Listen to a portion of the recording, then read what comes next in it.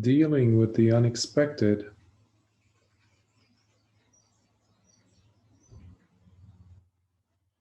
has everything to do with how well we deal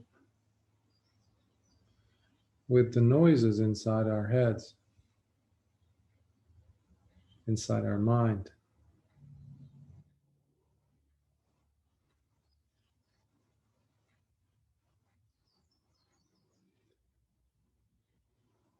Whenever we sit to meditate,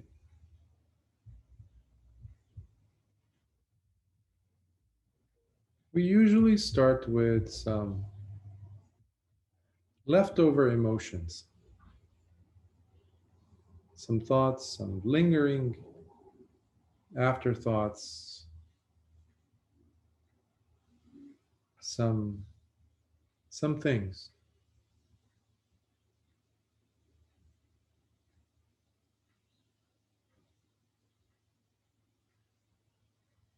which,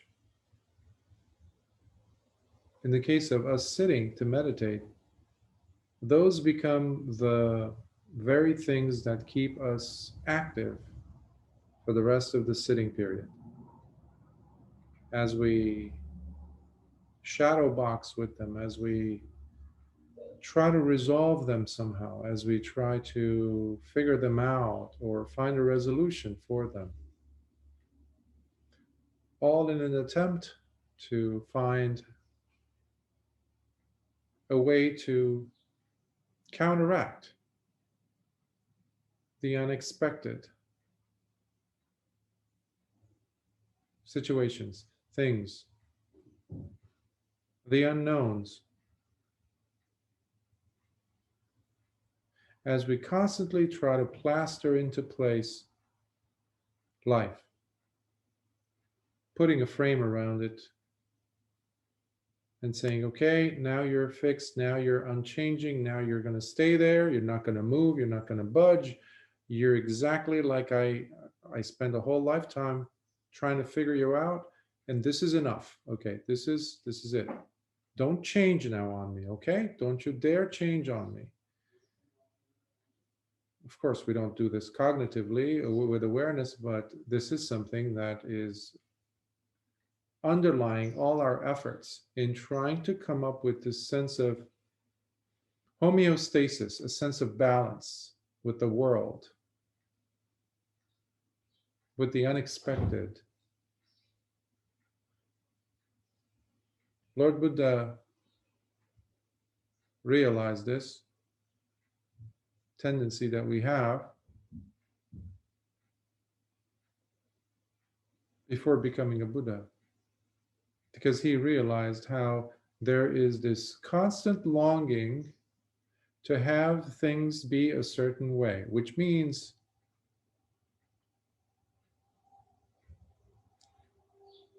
the drive, the craving to want this versus that. This is a false sense of safety that we seek. I'm okay with this much. Like if you have friends and you've known them for a while, you cannot anticipate, or rather our tendency is that we do not want to have them change on us, meaning develop new habits, develop new ways of behaving, because that's going to throw us off completely. We don't like that. Imagine living with a partner who's like that. Or you work at a company, all of a sudden there's new protocols and procedures that you have to follow. Well, guess what that is? Meeting with the unexpected. We don't like that. But that's what life is.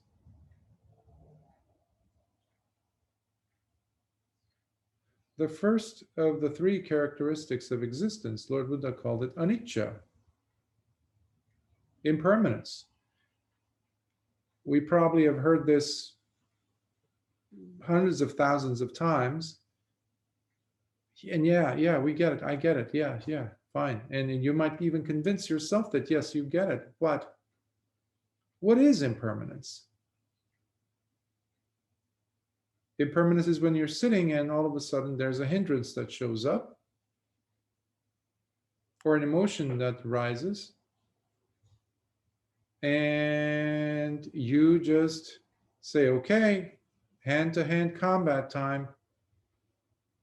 I'm going to battle with you, and I'm going to beat you. I'm going to, well, defeat you, because you are the thing that is trying to create a disturbance in the homeostasis. In my ideal vision of how things are supposed to be. Well, that's what Siddhartha Gautama was doing when he was going in through the jhanas, the 7th, the 8th.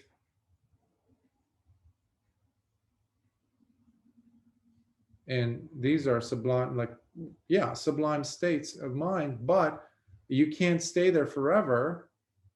You have to come out. Well, when you come out, guess what you are greeted with? Unexpected situations, which oftentimes don't go as well as you expect them to. That's why it's unexpected.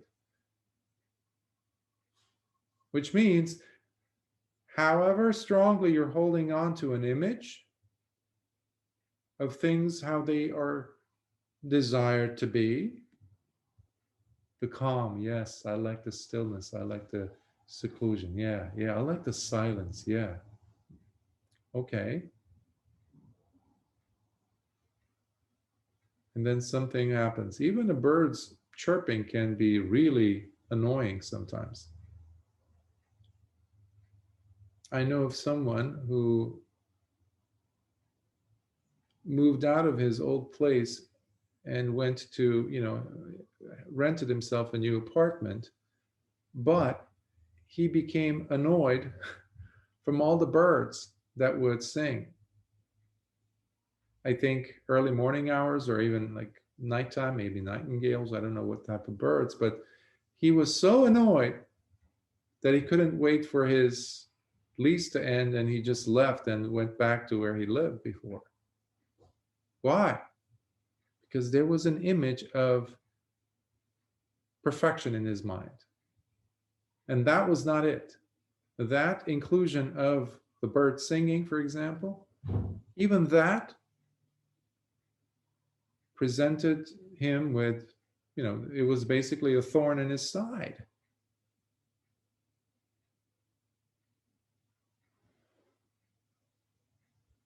That is an indication that there is ignorance. And Lord Buddha did realize this, because every time he came out of any of these jhanas, these very lofty states of mind,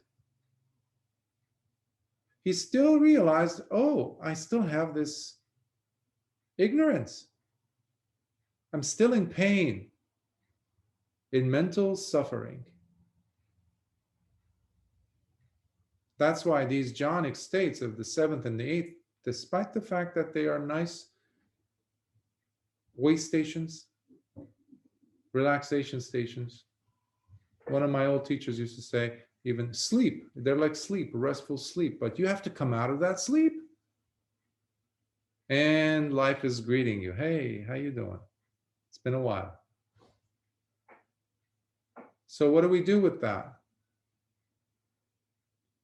The better we become able to deal with those, what I mentioned earlier, with leftover emotions when we're sitting, for example,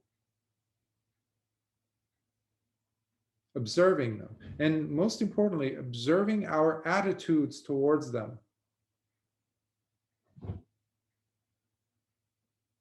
The noises in the mind. Am I trying to get rid of them?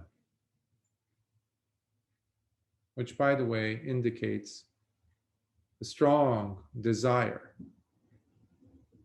That's why I constantly ask, what is my attitude? What is my attitude when I'm sitting? Am I wanting to get rid of this so that I can get some of that?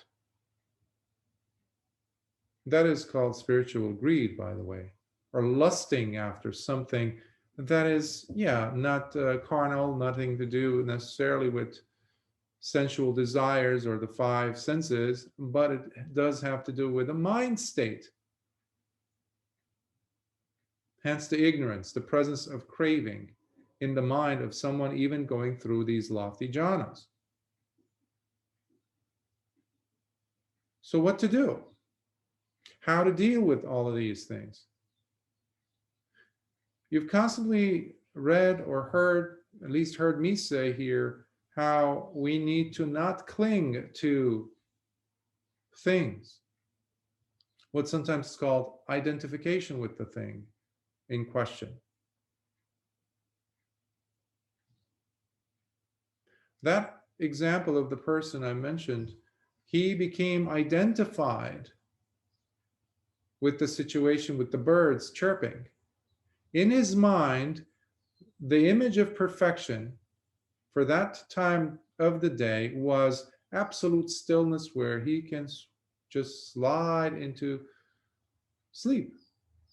Enjoy that sweet, sweet sleepiness and allow him to take him wherever. But the noise of the birds, he took it very personally. Identification.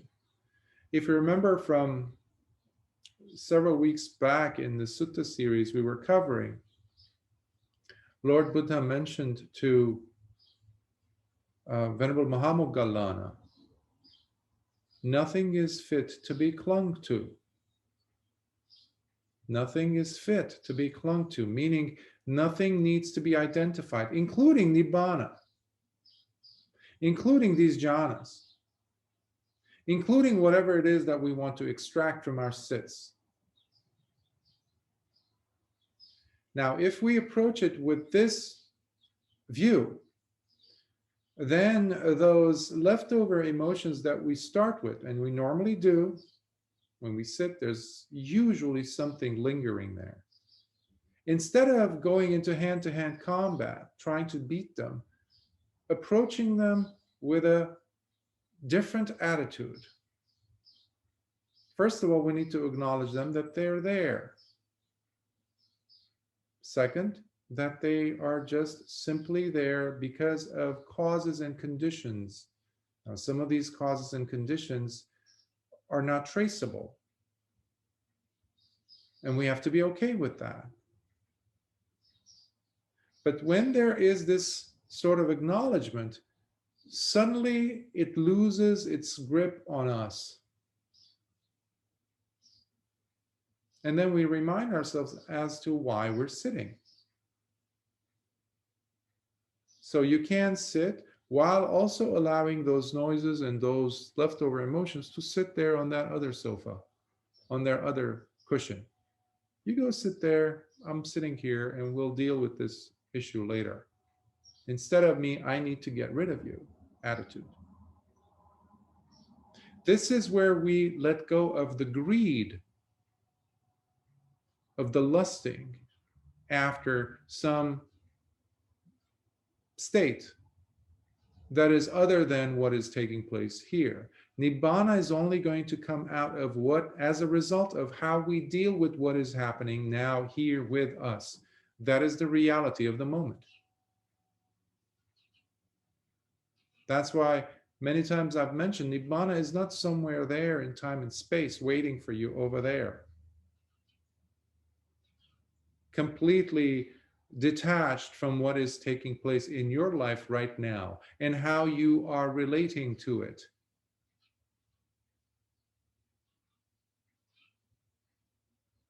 So there requires a growth for the person to go through.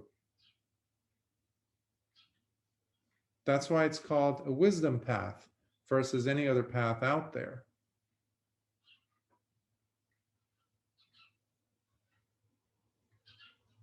And we've devised different techniques over the course of human history to deal with this, to combat the unpleasant.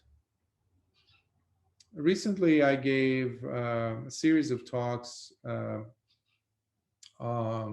on a different platform, and I saw it was through a Buddhist Mahavihara in Malaysia, and what I saw was this topic, this theme coming up a lot from different individuals who were listening in.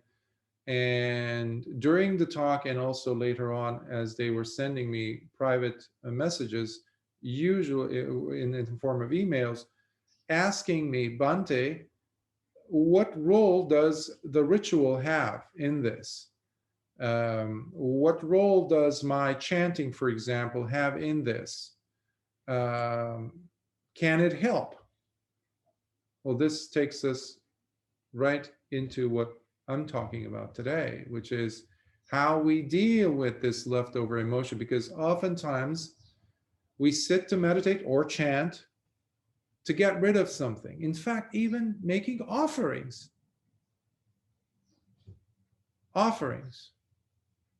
Throughout, especially in the case of Buddhist history, although you see this also in every religion out there that I've come across, where individuals who are able to make a lot of money, who are, let's say, who have good karma in having resources, sometimes when they come across their religion, let's talk about just the Dhamma here, they have this sense of guilt for owning so much. And to negotiate that, they end up giving donations, offerings, left and right, building monasteries, building this. That's very similar to the chanting business, by the way, because it's simply removing us from dealing with whatever is happening in the mind of the person. So in one example, it is guilt. In another, it is emotional turmoil. It could be depression. It could be this or that you want to pretty much hammer it away, chisel it away, destroy it by chanting for hours, sometimes for days. Somebody convinced some people that that's the way to Nibbana, apparently, because I still get questions like that. Chanting will never get you to Nibbana, ever. If we're going back to the Dhamma, the original teaching of Lord Buddha. Nor doing just good deeds to people, for people. Nor doing, like, making offerings either. Now, don't get me wrong, they will give you plenty of merits. They will, especially if your intentions are good and well directed. But those merits will run out. They will run out. And you're back to square one, actually, probably even in the negative. Because when you come back, you're, having wasted or used up all those merits, you're stuck, you're less, you're in the negative. Plus, there's a big possibility that there's no Dhamma for you to practice or even know about the Eightfold Path. So I try to encourage people, whether it was those examples I shared with you,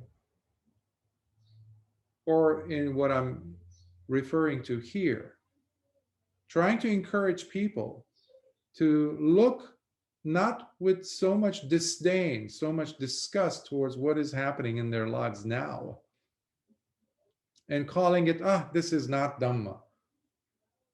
So I have to completely alienate myself from what is happening and put myself in this steel box, this safety zone constructed by me, and supported by some suttas, some Dhamma talks, some theories, some principles, and maybe engage in some topics, some conversations with other like-minded people. Meanwhile, I'm not practicing what the suttas are all about. So this is where we need to bring the attention back to what is taking place. And what is taking place is the authentic part of life. from where Nibbana can come through, from where we can actually see what is really moving us. Am I getting agitated by this? Am I getting frustrated by this situation that is not entirely in my control? And usually most things are, they just fit the bill. They're not in our control. Nothing is in our control when you think of it. That is the essence of anicca, impermanence. And because we don't have control, that means there is this constant state of suffering. Because sooner or later we realize, we come to understand and be honest with ourselves and say, I don't have full control over the situation.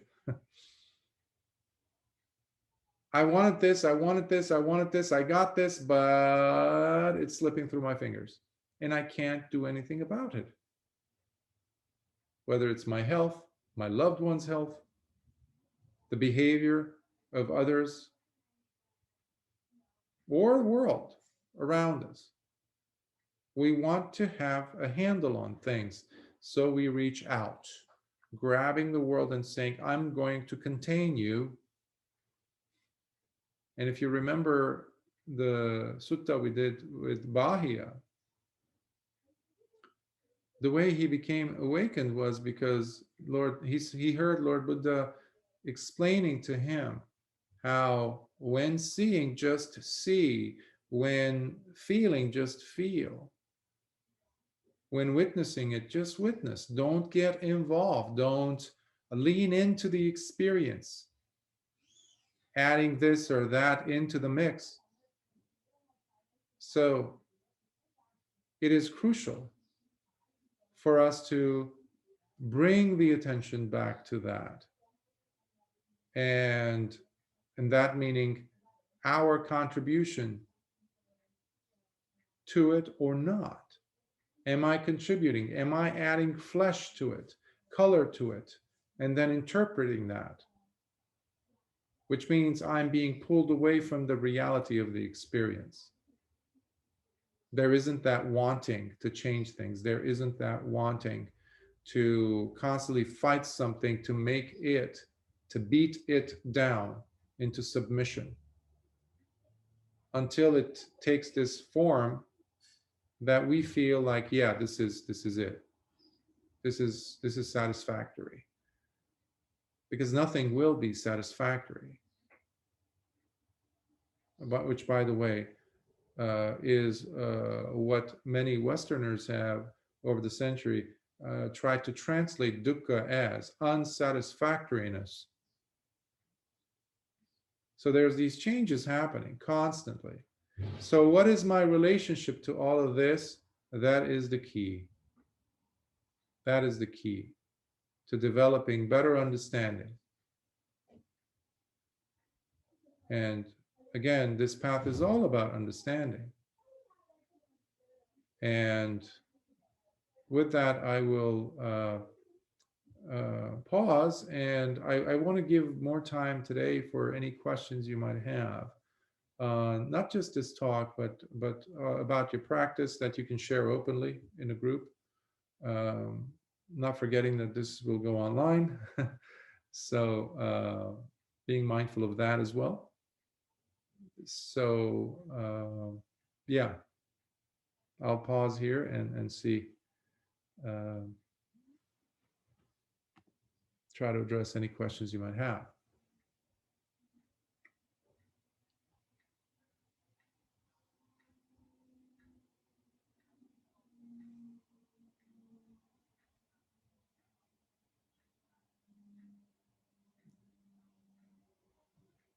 Okay. Effort is something that comes up. I know I've mentioned this a few times. Effort. How much effort is the right effort? Right effort. Samma vayama. Crucial part of the Eightfold Path.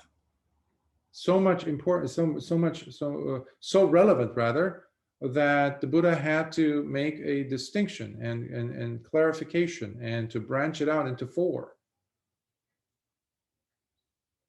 parts of the right effort. The two first ones actually have to do with how to manage with unwholesome states, how to deal with unwholesome states that are there. So basically, they've arisen. They're there. How do we deal with them? And to also block those unwholesome states from arising in the first place. So closing the door on them. And then the other aspect of right effort, the twins, have to deal with what can I do to make wholesome states arise? So the second and the third, the third and the fourth aspects of right effort deal with the wholesome states. And then you get to the fourth one, which has to deal with how to make sure that you can maintain that momentum.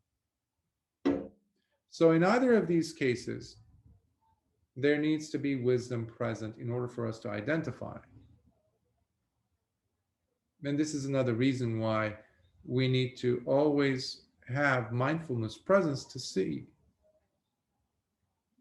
whether, you're not going to get that with chanting some words that you're hearing Bhante or somebody chanting without understanding the meaning first. Which means you're too engaged with stuff and there's no wisdom taking place. That's another reason why I'm not a fan of just believing that chanting will take you to Nibbana. Putting into action the work that needs to be done, but not overburdening ourselves with so much effort because it can be overwhelming. It's like the gas pedal in a car. When you first start to drive,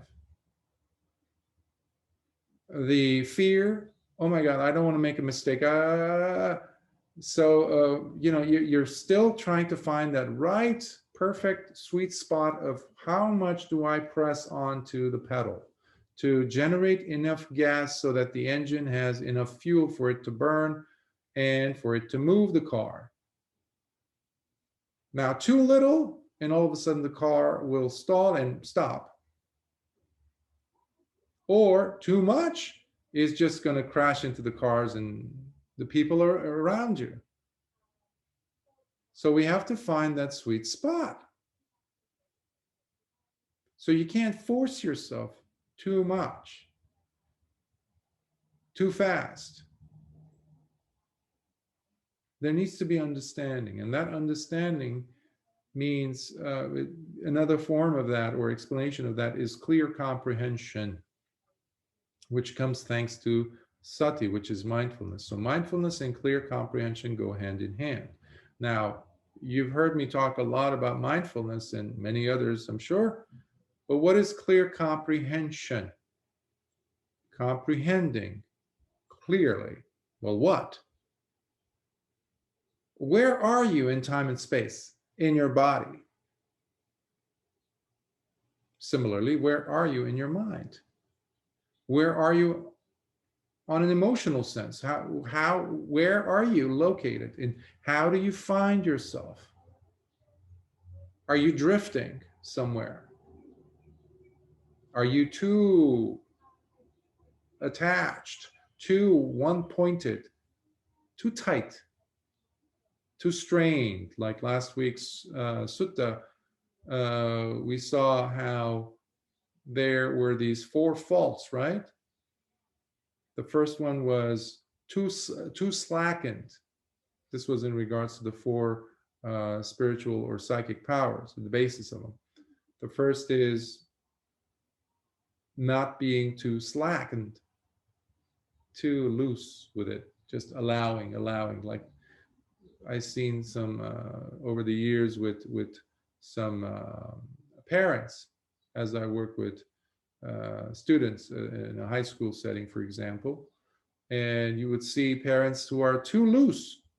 So there's absolutely no discipline whatsoever. And then they come to you because they see you as, well, the babysitter / the teacher for some reason. And you're supposed to take care of raising their child. Well, that's too slackened. That's not going to do it. The second was too rigid. Too rigid. It's like the example I gave of the gas pedal. Too slackened is your foot is pretty much just non-existent. It's not even pressing on the pedal. There's no gas being generated. Too rigid would be flooring it completely, not cold for. So what do you do? And obviously the third and the fourth were internally constricted, which means drowsy and being completely run over by sluggishness and laziness. And the fourth one was being distracted by the sensory perception, especially the senses, sensual pleasures, etc., seeking of them. So when you see these and your relationship to them, especially in the context of where your body is in time and space. Right now,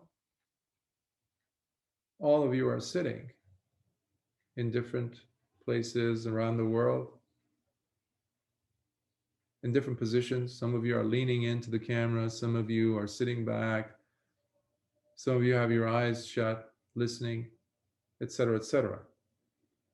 Clearly comprehending means that the person is comprehending where the elbows are, where your knees are, where your feet are, what your hands are touching or not.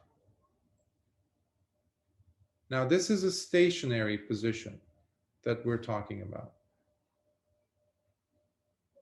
Sati becomes alive to the point where it can generate wisdom when there is clear comprehension carried through the day with you, dynamically.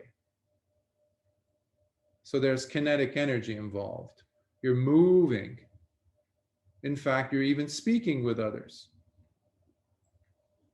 Can you pull for a moment, millisecond, and just observe how you're talking, how you're moving, what your shoulders, what position your shoulders are in? Are they both facing the same direction, or is one leaning further than the other? Is there tightness in your throat when you're talking? Many of us speak with some level of tightness because there's a lack of certainty, or lack of confidence, or lack of ease, uncertainty as to how it might be expected. All these things and millions of other examples simply are clues that are trying to talk to you, that are trying to grab your attention. And a mind or a person or a meditator who is mindful is able to capture these, to see these for what they are, and suddenly a new vista of peace opens up for the person. And earlier I was talking about leftover emotions. Through our interactions with the world around us, we're gathering more and more sensations that, if we are completely doing it unawares, completely unmindful, they add on to the burden that we have to deal with or carry, because there is a lack of understanding. And we're just doing things in absentia, without mindfulness, basically. Now, sometimes, if you recall the effort bit I was mentioning, sometimes people lean in too much into this and they become too hyper analytical of themselves. Every gesture they make, this, that, the way they speak, now they become their own inspector general type of a thing, sitting there on their shoulder and always scrutinizing themselves. And this in itself creates more tension. Remember the gas pedal? Too slackened or too rigid? That means that the person, by being hypervigilant, is being too rigid, even with the mindfulness practice. They're pressing too much into it. There is a sweet spot. And every one of you knows this, but you know it in a different or in one or other aspects of your lives. Let's say when you're sipping some soup from a bowl, using a spoon, you don't do it so lightly. You don't hold the spoon with the spoonful of soup, carrying it or holding it so lightly that every time you reach towards your lips, your mouth, it's so loose, it's so slackened, your grip, it falls from your hand. And there goes the soup. Now, you don't do the opposite either, where you grab hold of the spoon with so much rigidity and intentionality and determination, and you drag that spoonful and push it into your mouth. Because even one time of doing that will knock off most of your teeth. And you're definitely not going to be tasting the soup either. I don't just want to present this grotesque image, but we all know that this is like, yeah, I get it. Because we know what is the sweet spot, how much strength we need to apply to hold on to the spoon, bring it to the mouth, putting it in there, swallowing it down, and moving it away. Just the right amount of effort. Just the right amount of effort. So we don't have to be hyper anything or hypo anything. So having that attitude is crucial to maintain in our practice and in our lives. So that way you can bring in clear comprehension into your day-to-day life. And that's also the arena where you can discover the suttas in your life, the relevancy of them. And they're no longer some stuff, some things written in a book somewhere. They become relevant. In fact, the relationships that you have in your life, you start seeing them reflected in the pages, and especially in the teachings of Lord Buddha. So mindfulness or clear comprehension or effort or our attitude towards the practice no longer become just things that you have to memorize or repeat or ritualistically go through to attain this ephemeral, this hazy thing that is called mental, emotional, spiritual peace, or freedom from suffering, or even nibbana. Because you start seeing that how you choose to treat your emotions, your thoughts, your feelings, have everything to do with the practice. Your emotions, your feelings, and not somebody else's. Not trying to fix the outside world or trying to put some frames around the unexpected or uncertain realities around you. But our attitudes towards those, our attitudes which manifest in the form of reactions. So in the presence of sati and sampajanya, while you're holding on to a virtuous lifestyle, meaning you're practicing your sila, which is basically your restraint to hold you back from being reactionary. So you're considering all the nuances. Then you start seeing the evidence of that, because it's going to leave you at the end with a sense of, I'm okay, despite all these conditions. I'm not suffering as much as I was. I'm not regretting, I'm not remorseful as I was. And that means the person's life is changing. And this is how I see the practice really being relevant,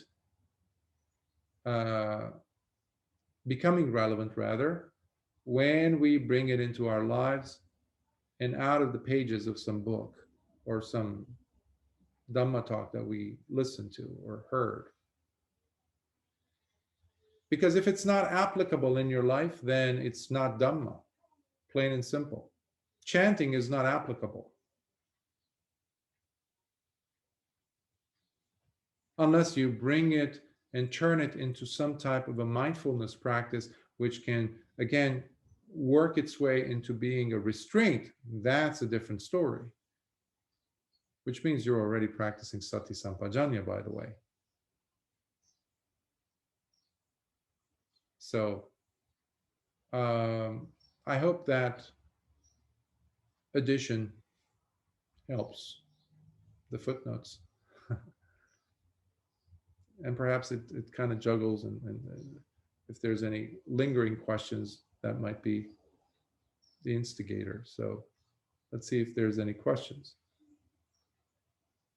thoughts, comments.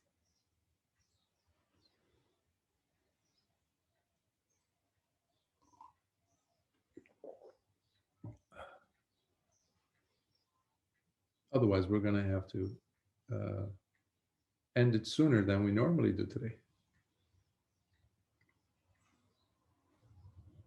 It's okay, because you sat for 2 hours, so that's a good thing.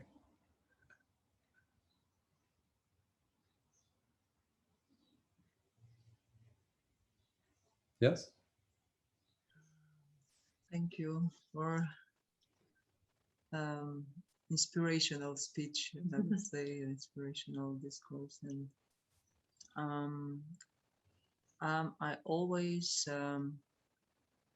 I always thinking about helping others, and after starting practicing metta and starting doing the meditations, I've come across different people with whom I also can think that I was also like that before. People who try to do some good to others, whatever sake it is. But you can clearly see after the meditations and after practicing that they are not very kind to themselves. And but they still meditating, they still practicing, and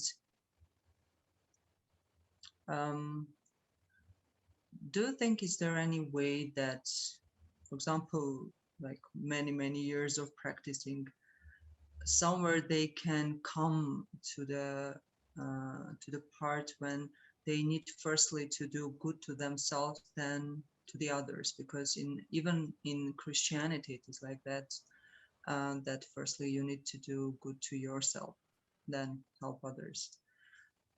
Yeah, this is the thing that every time comes up to me. And sometimes I even want to help others by telling something that I understand that, I don't know, maybe this is their way to find the Dhamma. Thank you. Mm-hmm. This is a question that comes up quite often in different forums. I've mentioned this example previously. I don't know if I've mentioned it here in our group here. But if you've ever traveled on a plane, when the flight attendants do their routines, like the doors close and they start showing you how to buckle the seatbelt and do this, and these are the exits behind you, etc. And they put the balloon thing, a life vest, and then they say something very interesting.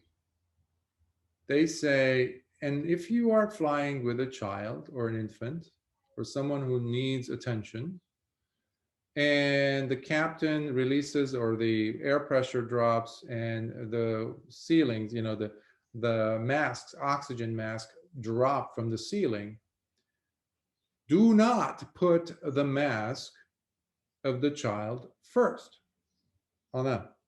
So put yours first and then them. This is your child, okay? You're a loving mother, loving father, and you have this person, and you of course you need to take care of them. Give them attention first.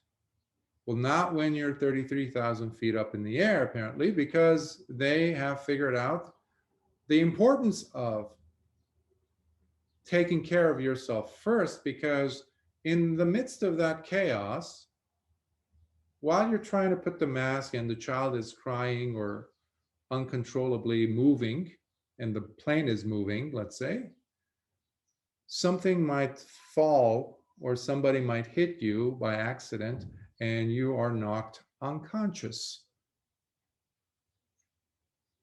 The mask that you held in your hand falls. The child is in the oxygen. There's no oxygen in the fuselage in the plane. The child is dead. You're concussioned. And by the way, you're also dead, probably. But everyone else is safe because the plane apparently landed safely, but everybody had their mask on except for you and your child. Now, we agree that this is the way to go. This is the safest, smartest, wisest thing to do on the plane. But somehow when we're back on planet Earth, we think, no, I need to be so giving, so this, so that first, before I take care of myself. Now, we obviously don't say this out loud, but the choices we keep or make in our lives in regards to taking care of ourselves, that usually says this, that I'm going to take care of you before I even think about that. Why? Because it takes less courage. Plus, it's fancy. Plus, people can actually keep tabs on me. It's observable. You can see it. When I'm taking care of you, people can see it. People can take snapshot of it. People can put it on Instagram. I can even talk about it later. Or better yet, you can talk about it later. Oh, Bhante did this for me, or this person did that for me. Ah. And that is ego boosting. That doesn't have much to do with spiritual practice, by the way. And one of the terms we use is like copping out. It's I would even call it cowardly. Why? Because the person is neglecting point number one and trying to help you. It's like somebody, I like to give some shocking images, like somebody who goes into the bathroom, okay, and comes out and tries to do eye surgery on somebody else without washing their hands first. Well, I have to be clean first. Or serving you food, I have to make sure that my hands are clean. I have to be virtuous before I come in and try to talk to you about virtue or encourage you to become so. But again, it's easier, a lot easier.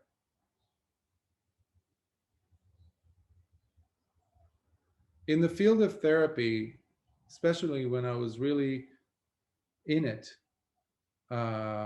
professionally and meeting so many therapists and supervisor this and that and patients, I would see this very disturbing phenomenon. And that had to do with therapists wanting the patient to come to them, psychotherapists, so that they could get help, attend the sessions as they're supposed to without missing any. But when it came to the psychotherapists themselves and taking on all those impressions from the week, because after all, you are a human being, despite all your boundary setting and all that, you still get some of that rubbed off on you. So you need to process it, at least communicate that to other therapists, or go and see a therapist yourself. The disturbing phenomenon I was referring to is that many, many therapists do not go and see therapists. To me, that's an oxymoron. Because I'm trying to convince you of the boons and the blessings and the benefits of therapy, but I'm not even getting help myself. Well, how is that going to work? But I can sit home, go ahead and go to my happy hour on a Friday or a Saturday, or pour that scotch in at the end of the day, a weekday, and drink it, chug that bottle, finish it, as I'm telling myself of what an amazing job I did with my patients that day. And my intervention is this bottle of alcohol or this drug, medication. Because I'm also dealing with problems, my problems. Plus, I have to listen to your problems and give you solutions to your problems. So you see the dichotomy there. There's a schism, there's a separation of which means one thing. There's hypocrisy. So if the person, I don't care if they're a Buddhist or Christian, anything, if the person is neglecting to work on themselves, they're just plain old hypocrites and lazy, basically. And this is not pointing finger at people, because we all, I myself included, have gone through these phases. Sooner or later, the person has to pause and say, okay, let's do some serious work, okay? Because it's always lovely to hear ourselves think that, I have helped so-and-so. I was there when they needed help. Well, where was I when I needed help? Where was I when I needed help? What did I do when I needed help? Did I do any of the steps that I'm recommending to people? And that's where the dichotomy comes in. And this plays nicely to what I was referring to earlier with Siddhartha Gautama, the Bodhisattva, the Lord Buddha, before he became the Buddha. There was this schism, this dichotomy that happens so long as there is greed, hatred, even the tiniest, subtlest version of it, and ignorance. Because those jhanas are not going to remove them unless you apply these tools in a way where they become very relevant in your life, to you, for you. And most importantly, you see the impact of that. You don't tell yourself, hey, you know what, I'm improving. Well, is there evidence of that? I might have said this many times, but I had a teacher who one time a student came, and in an interview, it was a group interview, and they asked the teacher, what do you think, am I improving in my practice? And he turned to them and said, how do I know? Well, you're the teacher. He's like, yeah, but I don't live with you. When you leave the retreat, you go back to your life. Your cat lives with you. Your dog lives with you. Your partner, your family, your father, mother. They, go ask them. They know you, if you're improving or not. So you might be helping the whole world, but when you come home, you're a deplorable person to be with. There's a problem. Despite the fact that the world has constructed, every city has constructed a bronze statue of you. Every news agency, media, mass media talks about how great of a member of a human society you are. But it's a totally different story when you get home. So, yeah, it's important for us to always start with ourselves. And like I mentioned in previous talks, where if my cup is full, I can't keep it inside. It's going to flow, it's going to overflow. You can't hold it in. It's going to flow out of you. And it's going to nurture other people. And that is the most beautiful aspect of dana, when you keep your doors open.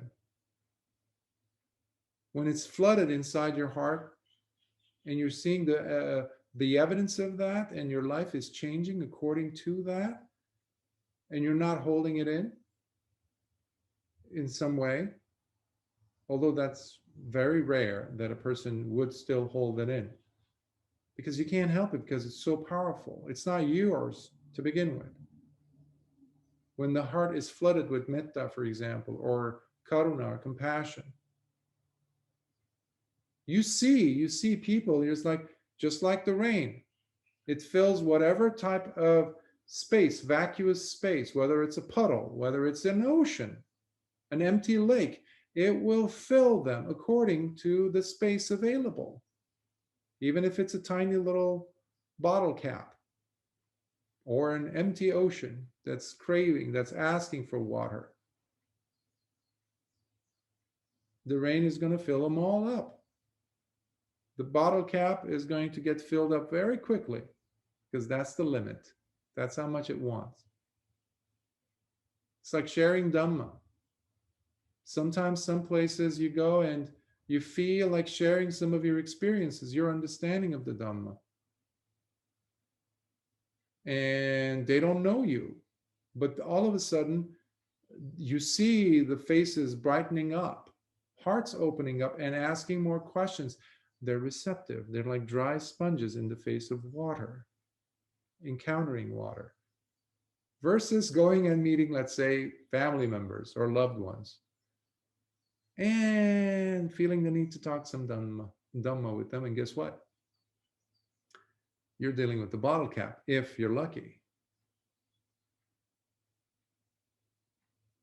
So in either case, the person is giving.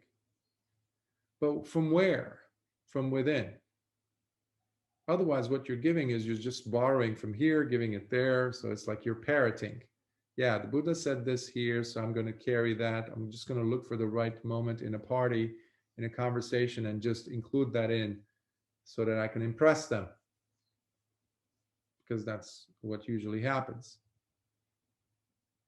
If the person is not imbibing, they're not taking it in, absorbing it themselves first. So that's why I mentioned that it would be a cowardly move on the person's part to first focus on someone else versus neglecting, while they're neglecting, versus starting from here and then overflowing outward. So I hope that addresses your question. Good. And I would not, how should I say this?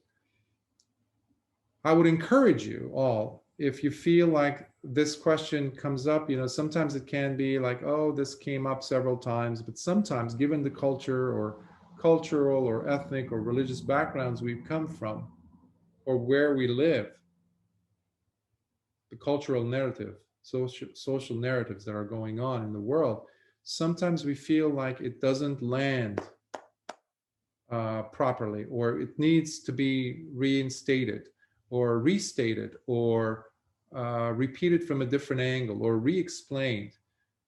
Please don't shy away from bringing it up, because these are important issues. And I know I've been trying to address this for the past 6-7 years, because it keeps coming up from different students, sometimes from the same student. So my job is to try to facilitate some level of understanding and maybe a different perspective, different angle. But you always start from this yourself. And that is authentic, because if others are listening to you, they'll see the truth of what it is that you're saying in you. And you can't fake that always. And whether there's cameras on or not, it really doesn't make a difference. When you want to reach over and pick up that piece of trash from the ground, even if it's a public street somewhere on the planet, and you have zero vested interest, you picked it up and you put it in the trash. Maybe there's a curfew or something. Nobody else is out there except for you, but you picked it up. That is a manifestation of the cleanliness within you that now is overflowing into the world around you. You don't need laws around you that says no, littering or no, trashing up the place. But you did it because you live according to a higher ideal, principles. So yeah. Any other thoughts, comments?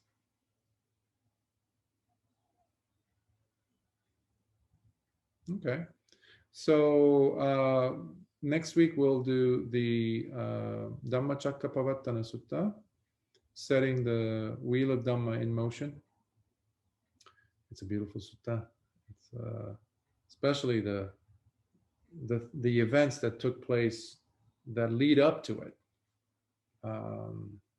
Relatively, it's a shorter sutta, but it will definitely take us 2 weeks to cover it. So we'll do it consecutive weeks. So we'll skip the retreat to the week after the sutta is done.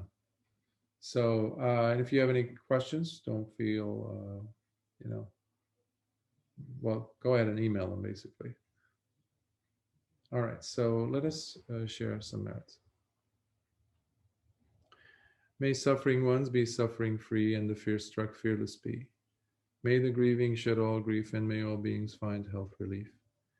May all beings share in these merits that we have thus acquired for the acquisition of all kinds of wholesome happiness. May beings inhabiting space and earth, devas and nagas of mighty power share in these merits of ours. May they long protect Buddha's dispensation. Sadhu, sadhu, sadhu. Be well. Practice, but with the right dose of effort and with plenty of sati and sampajanya. Mindfulness and clearly comprehending where you are in time and space. Especially your body, your limbs. Start from there. Start from there. When you're speaking with someone, notice if you're smiling or maybe even,